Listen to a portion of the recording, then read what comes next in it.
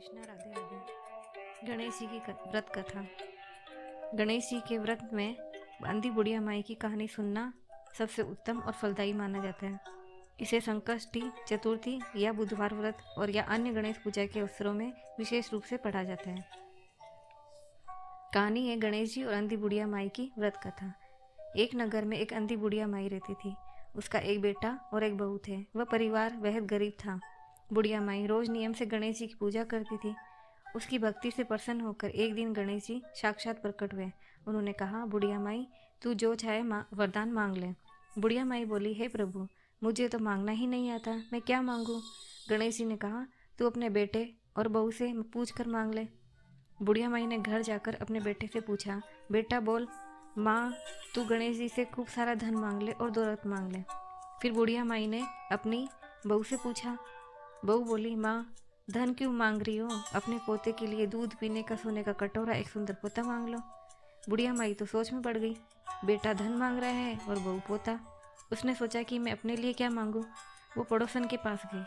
पड़ोसन ने कहा, बुढ़िया माई, तेरी जिंदगी तो थोड़ी सी बची है, तू धन और पोते का क्या करेगी? तू तो अपने लिए आंखों की रोशनी मांग ले, ताकि तू सब कुछ देख सके। अगले दिन बुढ़िया माई ने गणेश जी की पूजा की। गणेश जी प्रकट हुए और बोले, माई क्या मांगा? बुढ़िया माई ने बहुत ही चतुराई से सब कुछ मांग लिया। उसने कहा, हे गणेश जी महाराज, मुझे अंधापन मिटाकर आंखों की रोशनी दो। सोने के कटोरे में पोते को दूध पीता देखो। अमर सुहाग दो, अन्न धन दो, निरोगी काया दो और पूरे परिवार को सुख दो। बुढ़िया माई की बात सुनकर गणेश जी हंस पड़े और बोले, माई, तूने तो मुझे ठग लिया। तू कहती थी कि तुझे मांगना नहीं आता है, पर तूने तो एक ही बार में सब कुछ मांग लिया। लेकिन जा, तूने जैसे मांगा है वैसा सब कुछ होगा। ऐसा कहकर गणेश जी तो अंतर ध्यान हो गए। कुछ ही समय में बुढ़िया माई की आंखें ठीक हो गई। उसके घर में धन धान्य भर गया। बहू को सुंदर पुत्र रत्न की प्राप्ति हुई और पूरा परिवार सुख समृद्धि से रहने लगा। तो बोलिए गणेश जी महाराज की जय। कथा का महत्व और जयकारा है, हे विघ्नहर्ता गणेश भगवान, जैसे आपने उस अंधी बुढ़िया माई की पुकार सुनी, उसकी सभी मनोकामना पूर्ण की, वैसे ही इस कहानी को कहने, सुनने और उखाड़ा बनने वालों के सभी व्यक्तियों के झोली खुशियों से भर दो। अपने सभी भक्तों पर असीम कृपा बनाए रखना। तो बोलिए श्री गणेश जी महाराज की जय। बुधवार गणेश जी की कथा। बुधवार के दिन भगवान श्री गणेश जी की पूजा और व्रत करने का विशेष महत्व है। इस दिन गणेश व्रत कथा सुनने से जीवन के सभी संकट दूर होते हैं और बुद्धि, धन, सुख, शांति की प्राप्ति होती है। बुधवार व्रत की प्रचलित कथा। एक नगर में मधुसूदन नाम का एक धनवान व्यक्ति रहता था। उसका विवाह सुशीला नाम की एक सुंदर और गुणवान स्त्री से हुआ। विवाह के कुछ समय बाद सुशीला अपने मायके गई और कुछ दिनों तक वहीं रुक गई।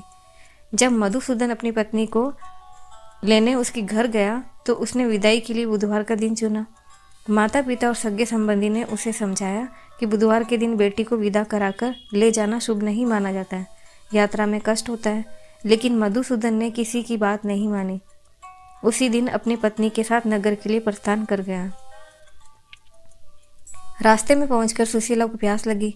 मधुसूदन पानी की तलाश में इधर उधर गया। जब वह पानी लेकर लौटा तो उसने देखा कि उसकी पत्नी के पास बिल्कुल उसी की शक्ल का एक और व्यक्ति बैठा है, जो स्वयं भगवान गणेश थे। सुशीला भी हैरान हो गई कि उसका पति कौन है। मधुसूदन गुस्से में आकर उस हम शक्ल व्यक्ति से झगड़ने लगा। तभी वहाँ भीड़ जमा हो गई और सिपाही भी आ गए। सिपाहियों ने स्त्री से पूछा कि असली पति कौन सा है। सुशीला तो घबरा गई। वो भगवान से प्रार्थना करने लगी कि हे गणेश जी महाराज, हमारी रक्षा करें। सुशीला की सच्चाई और प्रार्थना सुनकर वो दूसरा पुरुष अंतर्ध्यान हो गया। मधुसूदन को अपनी भूल का एहसास हुआ। उसे समझ में आ गया कि उसने बुधवार के दिन यात्रा न करने की बात न मानकर बड़ी गलती की है। इसके बाद दोनों पति पत्नी ने नियम पूर्वक बुधवार का व्रत रखना शुरू किया और भगवान गणेश जी की पूजा करने लगे। इससे उनके जीवन के सारे कष्ट दूर हो गए और वो हमेशा सुख शांति से रहने लगे। सातों वारों की प्राचीन कथा। एक गांव में एक बूढ़ी माँ, उसका बेटा रहते थे। साथ में बहू भी रहती थी। वे बहुत गरीब थे। एक दिन सुबह सुबह बूढ़ी माँ गंगा स्नान करने जाने लगी। जाते समय वह बहू से कह गई, बहू, मेरे बेटे को सुबह समय रोटी दे देना। बहू ने कहा, ठीक है माँ जी, दे दूंगी। अगले दिन सुबह होते ही बेटे ने कहा कि मुझे रोटी दे दो। बहू बहुत तेज स्वभाव की थी। उसने ताना मारते हुए कहा, ना यहाँ तुम्हारी माँ है, ना यहाँ कोई रोटी है। जब कमा कर लाओगे तब रोटी मिलेगी। लड़का सीधा साधा था। वो बोला, भाग्यवान, मैं तो कुछ कमाना जानता ही नहीं हूँ। लेकिन बहू नहीं मानी। हार मानकर लड़के ने कहा, अच्छा, मुझे रास्ते के लिए 4 रोटियाँ और थोड़ा सा अचार बांध दो। बहू ने रूखी सूखी 4 रोटियाँ बांध दी। लड़का रोटियाँ लेकर घर से निकल गया। चलते चलते वह एक गहरे कुएं के पालकी पार में बैठ गया, जिसे मुंडेर कहते हैं। वो उदास होकर सोचने लगा कि मैं क्या करूं। तभी वहाँ भगवान विष्णु प्रकट हुए। ब्राह्मण ने लड़के से उदासी का कारण पूछा। लड़के ने कहा,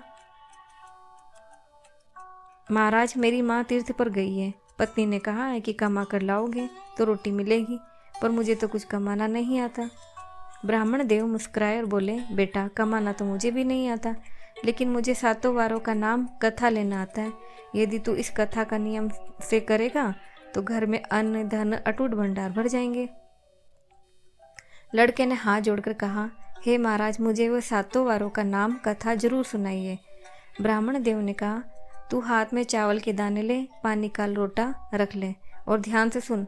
फिर ब्राह्मण देव ने 7 वारों का नाम लेते हुए कहा, इतवार, सोमवार, मंगलवार, बुधवार, बृहस्पतिवार, शुक्रवार, शनिवार, 7 वारों का आसरा, सदा भरा रहे पियर और सासरा।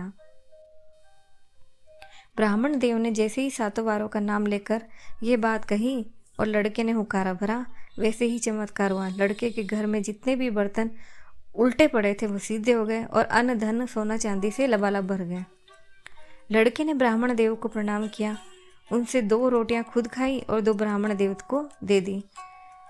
इसके बाद 7 वारों का नाम नियम से लेकर वापस अपने घर पहुंचा। घर पहुंचकर उसने पत्नी से कहा, चावल के दाने लाओ, पानी की हांडी लाओ और घर के बर्तनों को सीधा करो और जो ढके हैं उन्हें उघाड़ो। मैं 7 वारों का नाम लेकर आया हूँ। पत्नी ने जैसे ही सारे बर्तन देखे वो चौंक गई। घर में हीरे मोती कपड़े अन्न के भंडार भरे पड़े हैं। दोनों ने मिलकर फिर हाथ जोड़कर कहा, रविवार, सोमवार, मंगलवार, बुधवार, गुरुवार, शुक्रवार, शनिवार, 7 वारों का आसरा, सदा भरे रहे पियर सासरा। इसके बाद वो लड़का अपनी बेटी से मिलने अपनी ससुराल या बेटी के घर गया। उसने अपनी परीक्षा लेने के लिए जानबूझकर फिर से फटे पुराने कपड़े पहन लिए। जब वो बेटी के घर पहुंचा तो बेटी बहुत अमीर थी। उसने पिता को फटे कपड़ों में देखा तो उसने लगा कि पिता तो अभी भी गरीब है। बेटी ने पिता से कहा, पिताजी, आप नहा धो लीजिए, भोजन कर लीजिए। पिता ने कहा, बेटी, मैं भोजन तो तभी करूँगा जब तुम मेरे साथ में बैठकर 7 वारों की कहानी सुनोगी और हुकारा भरोगी। बेटी के पास धन का अहंकार था। उसने कहा, पिताजी, मेरे पास कहानी सुनने का समय नहीं है।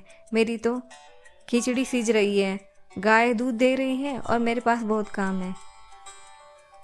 पिता दुखी होकर वहां से आगे चल पड़ा। रास्ते में उन्हें कुछ ग्वाले और गरीब लोग मिले। उन्होंने पूछा, हे वृद्धदेव, आप उदास क्यों हैं? हमारे साथ बैठिए, रोटी पानी ग्रहण कीजिए।